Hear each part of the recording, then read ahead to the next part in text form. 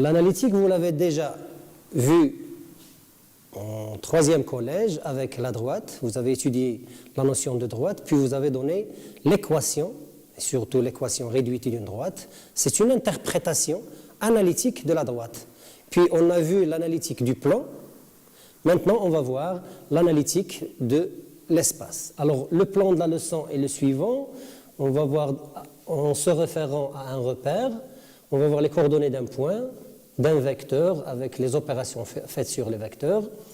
On va donner les conditions analytiques de la collinéarité de deux vecteurs, ce qu'on a vu dans la leçon des vecteurs de l'espace.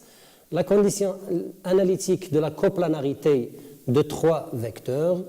Puis on passe à l'étude analytique de la droite, comme on a vu en troisième collège, mais dans le plan, maintenant c'est dans l'espace. On va voir que la droite, elle admet deux équations cartésiennes, elle admet aussi un système paramétrique, et on peut conclure analytiquement la position relative de droite. Puis on va étudier analytiquement le plan dans l'espace en donnant une équation cartésienne de ce plan, ou bien un système paramétrique, puis on peut encore déduire la position relative de deux plans. Alors, passons au développement du cours. Alors, le passage de la géométrie à l'analyse, ça se fait par le pont d'un repère ou d'une base. Alors, on va définir ce que c'est une base ou un repère dans l'espace.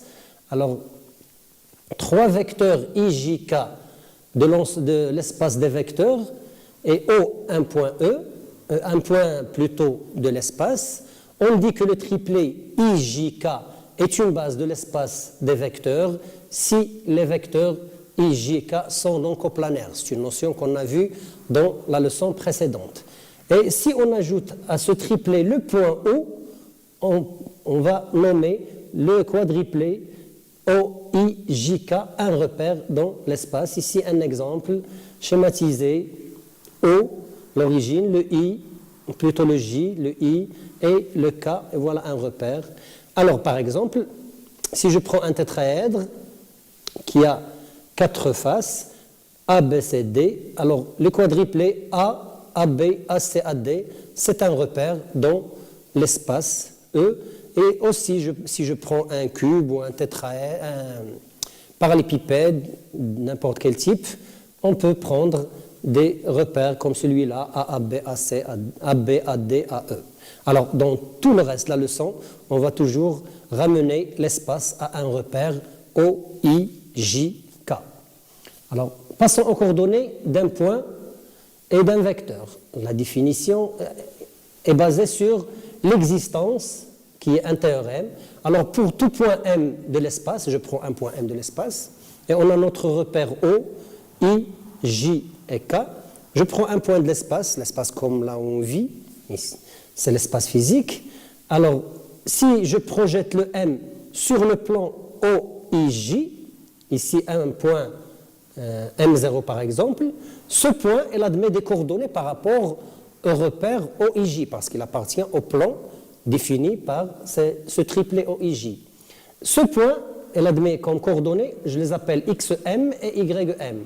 Et je projette le M sur l'axe des côtes, bien le troisième axe, il me donne un nombre ZM. C'est l'abscisse de la projection de M sur OZ par rapport au repère OK. OK, c'est le repère de la droite OZ. Alors, ça me donne l'existence de ces trois nombres. Cette existence est unique. C'est un théorème à démontrer, pas du tout difficile. Il se base sur les coordonnées d'un point par rapport bien sûr sur une droite ou sur un plan. Alors, ce triplet X, Y, Z, l'écriture OM est égale à XI plus YJ plus ZK. Vous voyez, on a relié le O qu'on appelle l'origine avec le point M, on a un vecteur. Et c'est une combinaison des trois vecteurs bases de l'espace vectoriel, ou bien les trois vecteurs dont le repère OIJK par cette relation. Alors le triplet X, Y, Z, elle s'appelle le triplet de coordonnées du point M par rapport au repère OIJK. Alors faites attention, quand on change le repère, les coordonnées changent. Donc à chaque fois, il faut dire qu'ils sont les coordonnées par rapport au repère. Et si on a un seul repère, donc ce n'est pas la peine de répéter le repère. Ce triplet, il s'appelle aussi le triplet de coordonnées du vecteur OM par rapport à la base IJK. Et comme vous remarquez, on dit les coordonnées d'un point par rapport à un repère et les coordonnées d'un vecteur par rapport à la base. Alors, comme proposition, pour tous les types de vecteurs, on peut avoir un vecteur à partir de 2 points, à partir de la somme de 2 vecteurs, le produit d'un vecteur par un nombre, le milieu d'un segment. Alors, la proposition ici, il vous donne les moyens de déterminer les coordonnées de ces vecteurs et de ce point milieu. Alors, si je passe à le vecteur AB, ces coordonnées sont XB moins XA. Vous remarquez, il y a une différence, et c'est facile à se démontrer en utilisant les coordonnées du vecteur OA et OB.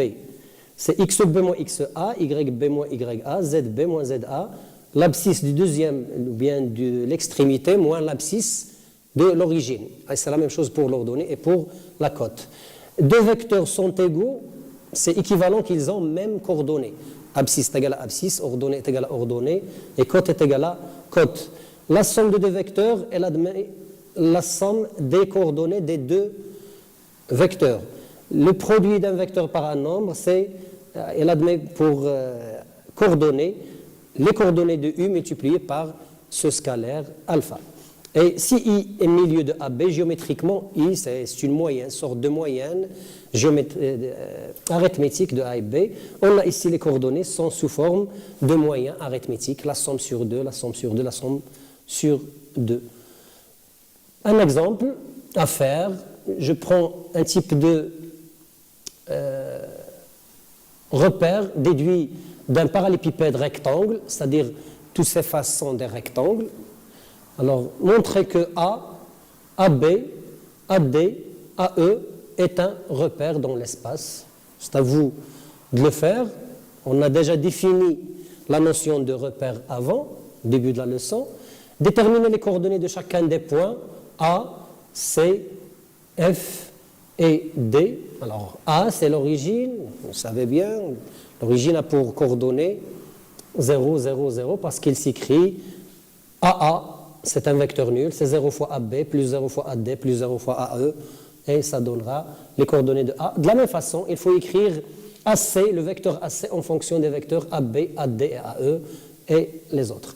Déterminer les coordonnées de chacun des vecteurs CD, le vecteur DF, et ce vecteur comme combinaison de 2 vecteurs AC et FD. Alors, je vous laisse le soin de faire l'exercice, je ne donne pas de solution. Prenez une feuille et essayez. Alors, on passe maintenant à l'application de l'étude analytique des points et des vecteurs. La première des choses, on a déjà vu vectoriellement une condition de collinéarité de 2 vecteurs. On a dit que 2 vecteurs sont collinéaires si l'un s'écrit comme produit de l'autre par un scalaire. U est égal à alpha fois V. Alors, on déduit de cette relation ce théorème qui dit que 2 vecteurs U et V sont collinéaires si et seulement si ces fameux nombres qu'on a appelés D1, D2, D3, bien qu'on a noté, ce n'est pas une appellation, on les note de cette forme que vous savez déjà, sont les déterminants. Voilà, ça c'est un déterminant. Alors, on les appelle les déterminants extraits des vecteurs U et V. Alors, le D1, j'ai enlevé les cotes, Z et Z'. Le D2, j'ai enlevé le Y, je laisse X, X' et Z, Z'. Le D3, j'ai enlevé les abscisses, j'ai laissé Y, Y' et Z, Z'. Alors, leur calcul, comme vous savez déjà, c'est pour D1, c'est X fois Y moins Y fois X', et la même chose pour les autres. Ils ont un nom, on les appelle les déterminants extraits des vecteurs U et V, c'est-à-dire ils sont extraits des coordonnées des vecteurs U et V. Un petit exemple, application de ce théorème je vous donne deux vecteurs U et V, montrez qu'ils sont collinéaires vu que leurs coordonnées sont moins 4, moins 2, 2, et pour V, c'est 2, 1, moins 1. Essayez d'appliquer ce théorème et ne faites pas directement recours à une relation entre U et V par produit d'un scalaire. Alors, on passe à la coplanarité de trois vecteurs, chose qu'on a encore vue, ou bien qu'on a déjà vu en vecteurs dans l'espace. Trois vecteurs sont coplanaires, comme rappel, si seulement si. L'un s'écrit sous forme d'une combinaison linéaire des deux autres. Ça nous donne analytiquement une autre relation. On va la définir par ce qu'on appelle déterminant de trois vecteurs. Alors, si j'ai trois vecteurs avec leurs coordonnées, le det, qu'on écrit det entre parenthèses U, virgule, V, virgule, W, c'est le déterminant qui s'écrit de cette façon, comme la valeur absolue, mais on met ici les coordonnées du premier vecteur, les coordonnées du deuxième, du troisième, on ne met pas des parenthèses, c'est autre chose. Alors, son calcul, ça se fait de la façon suivante. On calcule selon une ligne, un colonne plutôt, ou une ligne. J'ai ici calculé selon la première colonne. Je l'ai mis en gras. Alors le X, c'est le premier. J'enlève la ligne qui contient le X et la colonne qui contient le X. Il reste un déterminant de Y seconde, Z seconde. En deuxième lieu, je mets un moins. Vous allez savoir en deuxième bac sciences maths pourquoi ce moins, pourquoi le plus. Alors on met ici un moins le Y, l'ordonnée du vecteur U. J'enlève la ligne et la colonne où il y a le Y, il me reste X prime X seconde, Y Z, et plutôt Z prime Z seconde. Ça me donne un déterminant de 2. Plus Z, troisième coefficient, ou bien c'est la cote de U, j'enlève la colonne et la ligne où il y a le Z, il me reste X prime Z X seconde, Y prime Y seconde. Ces déterminants, je sais bien avant comment les calculer, et ça me donne le reste. Sa nature, c'est un nombre réel. Le déterminant de trois vecteurs, c'est un nombre réel. Alors, voilà un petit exemple qui traite cette définition, ou bien qui applique la définition. Trois vecteurs U, V et W, en calculant leurs déterminants, de la même façon bien dite, on a un nombre réel qui est moins 22. Alors, un théorème essentiel d'application de ce déterminant, c'est pour que trois vecteurs U, V, W soient collinéaires, soient coplanaires plutôt, il suffit que leur déterminant soit nul. Alors, passons à l'application de l'analytique de l'espace. En analytique de la droite comme partie de l'espace, c'est-à-dire exprimer les coordonnées d'un point quelconque de cette droite en fonction d'un paramètre. Alors, si je prends D, une droite qui passe par un point A et dirigée par un vecteur plutôt U, on va exprimer le fait que M appartient à D en collinéarité entre AM et U. C'est l'interprétation vectorielle. On l'interprète analytiquement s'il existe un certain T, paramètre, qui lie AM et U, c'est-à-dire AM est égal à T fois U. On l'exprime en fonction des coordonnées par l'égalité des vecteurs.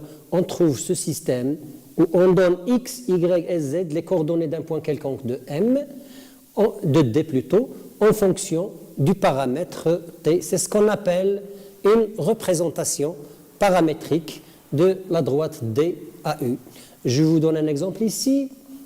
C'est à vous de trouver son système paramétrique, cette droite que j'ai appelée AB, et j'ai donné les coordonnées des points A et B. Donc il faut chercher un vecteur dit recteur. Alors, une autre application, c'est donner deux équations cartésiennes d'une droite.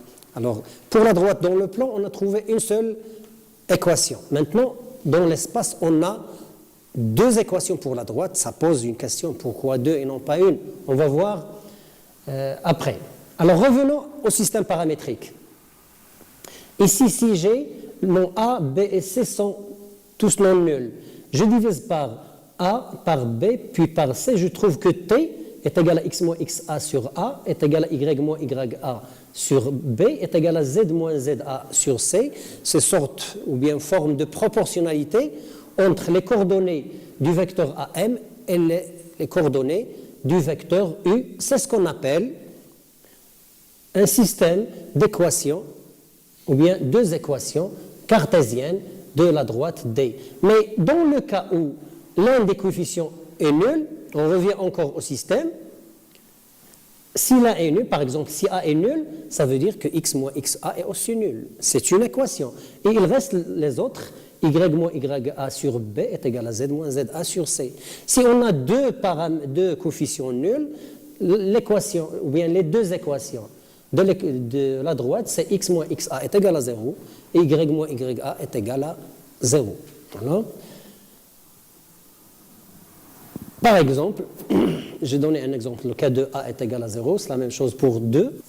Autre application de l'analytique de la droite, c'est la position relative de deux droites. Alors, deux droites définies par toujours chacun par un point et un vecteur directeur. Si on a les vecteurs U et V, les directeurs de D et delta, et le vecteur défini par les deux points où passent D et delta, s'ils sont coplanaires, alors c'est équivalent même, c'est seulement si que les deux droites sont coplanaires. Donc, pour démontrer que deux droites sont coplanaires, on va montrer que ces trois vecteurs sont coplanaires, c'est-à-dire faire le déterminant des trois vecteurs, on trouvera que c'est nul.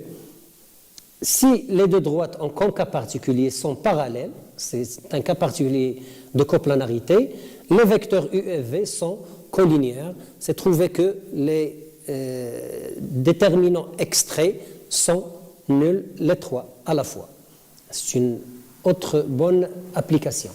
On passe maintenant à l'étude analytique du plan dans l'espace. On est toujours dans le cadre des parties de l'espace, la droite, le plan, et on va voir après la sphère. Alors, on peut déterminer une équation cartésienne, comme on a déjà vu, l'équation cartésienne du plan, qui s'écrit sous forme ax plus by plus c est égal à 0, mais ça, on était dans le plan. Maintenant, on est dans l'espace. Alors, une équation d'un plan qui est défini par un point et deux vecteurs directeurs, elle s'écrit presque de la même façon que dans le plan. On a seulement recours aux cotes, c'est ax plus by, cette fois-ci plus cz plus une constante est égale à 0. Et inversement, toute équation qui s'écrit de la forme ax plus by plus cz plus d est égal à 0, l'ensemble des points m de coordonnées x, y qui vérifient cette équation, c'est le plan dont on doit définir un point et des vecteurs directeurs. Par exemple, déterminer une équation cartésienne du plan ABC où je vous ai donné les coordonnées des points A, B et C. Donc on a un point, trouvez deux vecteurs directeurs et vous trouvez votre équation. Toujours l'équation cartésienne d'une forme géométrique n'importe, prenez un point quelconque de M de coordonnées x, y, z et essayez de trouver une combinaison entre ces trois coordonnées. C'est ce qu'on appelle une équation cartésienne de cette forme. Puis, voilà la solution, essayez de l'avoir après avoir trouvé une solution vous-même. On passe à un système paramétrique, encore de la même chose, on va interpréter les coordonnées, une relation entre les coordonnées d'un point quelconque du plan, mais en passant par un paramètre et non pas un seul ici, il y a deux, ou bien un paramètre couple T'. C'est la même chose, écrire que M appartient à P, c'est équivalent que AM, il passe par A, le vecteur AM, U et V sont coplanaires, c'est équivalent que AM est égal à TU plus T'V, et vous trouvez ce système qu'on appelle une représentation paramétrique du plan. Voilà, on passe aussi à une autre application de l'analytique de l'espace pour la détermination de la position relative de deux plans. Voilà, mes deux plans sont définis maintenant analytiquement par leur équation caractéristique, un plan P et un plan Q. Alors, avec les coefficients ABC non tous nuls, et même chose pour A', B', C'. Alors, les deux plans sont parallèles, équivalent qu'il existe un paramètre T tel que A' égale à TA et B' égale à TB et C' est égal à TC, le même coefficient, la même paramètre T. Et elle se coupe dans le cas contraire si et seulement si les déterminants AB' moins A'B, l'un des trois déterminants est non nul. Sa démonstration, ça repose sur le fait que les deux plans sont parallèles, c'est équivaut à UV et U' sont coplanaires, et UV et V' sont coplanaires. On trouve la relation soit de paramètres, soit de déterminants pour répondre à notre démonstration. Alors après, je vous laisse cet exemple des deux plans où on a leur équation cartésienne. C'est à vous d'étudier la position relative, dire s'ils sont parallèles ou bien ils se coupent selon une droite. Mais ça reste une autre question qui lie maintenant la droite avec le plan. Quelle est la position relative d'une droite par rapport à un plan? Je vous laisse le soin de faire cette recherche en se basant toujours sur les relations. On a vu dans la leçon des vecteurs dans l'espace. Une droite est définie par un point et un vecteur directeur. Une droite est définie par un point et deux vecteurs directeurs. Un plan plutôt est défini par un point et deux vecteurs directeurs. Trouvez le lien vectoriellement, transformez-le analytiquement, vous trouvez une relation qui vous répond de la position relative entre une droite et un plan. Et je vous laisse, je vous remercie de votre attention, je vous laisse pour une autre leçon, Inch'Allah. Assalamu alaikum wa rahmatullahi ta'ala wa barakatuh.